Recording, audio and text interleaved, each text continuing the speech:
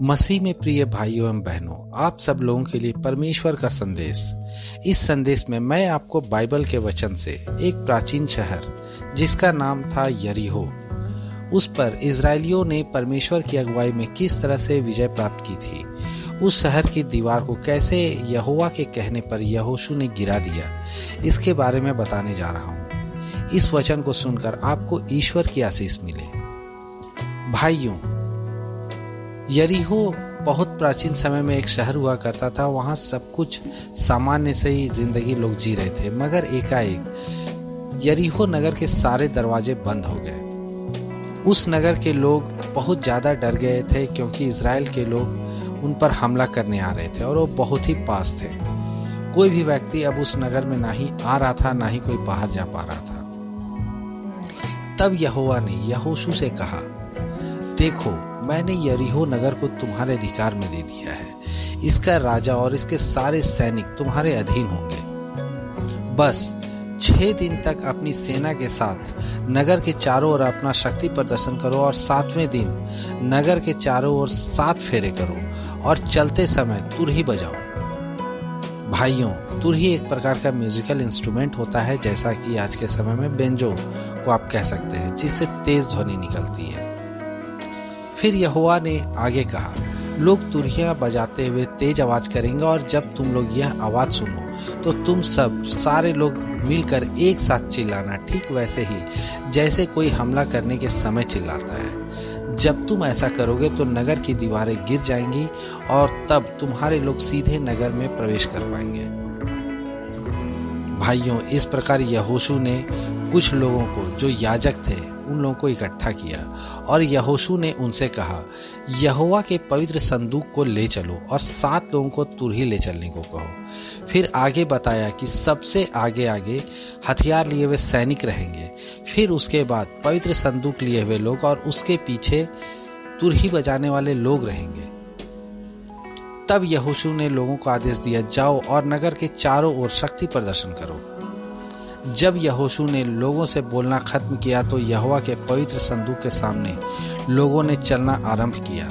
सबसे पहले हथियार लिए हुए सैनिक थे, फिर संदूक लिए हुए लोग थे और उनके पीछे तुरहियां लिए हुए लोग थे। चलते समय वे तुरहियां बजा रहे थे और कदम से कदम मिला रहे थे। यहोशू ने लोगों से कहा था, युद्ध के लिए तुम लोग किसी को भी मत ललकारना, जब तक कि मैं ना कहूं। मेरे कहने के बाद ही तुम ललकार सकते हो।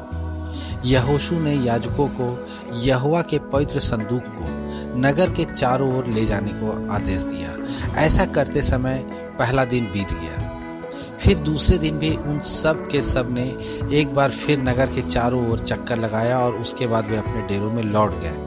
उन्होंने ऐसा लगातार 6 दिन तक किया। 7वें दिन जब वे भोर में उठे, उन्होंने नगर के चारों ओर 7 चक्कर लगाए। उन्होंने उसी प्रकार नगर का चक्कर लगाया जिस प्रकार वे पहले लगा चुके थे, लेकिन उस दिन उन्होंने नगर के 7 चक्कर लगाए थे। 7वीं बार जब उन्होंने नगर का चक्कर लगाया तो याजकों ने अपनी तुरहियां बजानी शुरू कर दी। उस समय यहोशू ने आदेश दिया, अब निनाद करो, यहोवा ने यह नगर तुम्हें दे दिया है। नगर और इसमें की हर एक चीज यहोवा की है। केवल राहाब नाम की महिला और उसके घर में रहने वाले लोग ही जीवित रहेंगे। वे लोग मारे नहीं जाने चाहिए, क्योंकि राहाब ने उन 2 गुप्तचरों की सहायता की थी जिन्हें हमने भेजा था। यह भी याद रखो कि हमें इसके अतिरिक्त उन सभी चीजों को नष्ट कर देना है, और याद रखना कि कुछ चीजों को अपने लिए मत ले लेना, क्योंकि अगर तुम उन चीजों को लेते हो तो अपने घरों में तुम मुसीबत को लाओगे, खुद भी नष्ट होगे और इजरायली बचे हुए लोगों पर भी मुसीबत लाओगे। सभी चांदी, सोने, कांसे और लोहे की बनी चीजें यहोवा की है। ये चीजें यहोवा के खजाने में ही रखी जानी चाहिए। याजकों ने तुरहियां बजाई, लोगों ने तुरहियों की आवाज सुनी और ललकार लगानी आरंभ की।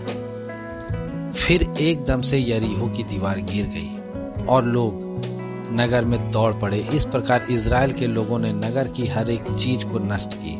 उन्होंने वहां हर एक जीवित प्राणी को नष्ट कर दिया। यहोशू ने उन व्यक्तियों से बातें की जिन्हें उसने प्रदेश में सबसे पहले भेजा था प्रदेश की जानकारी के लिए। यहोशू ने उन लोगों को कहा कि तुम लोग राहाब के घर जाओ, उसे बाहर लाओ और उन लोगों को भी बाहर लाओ जो उसके साथ हैं। यह तुम इसलिए करो क्योंकि तुम लोगों ने उसे वचन दिया है। तब वे लोग राहाब के घर गए और राहाब को बाहर लाए। उन्होंने उसके पिता, माँ, भाइयों और समूचे परिवार को और उसके साथ जो अन्य लोग भी शामिल थे उन सभी को बाहर लाया। उन्होंने इज़राइल के डेरे के बाहर इन सभी लोगों को सुरक्षित रखा।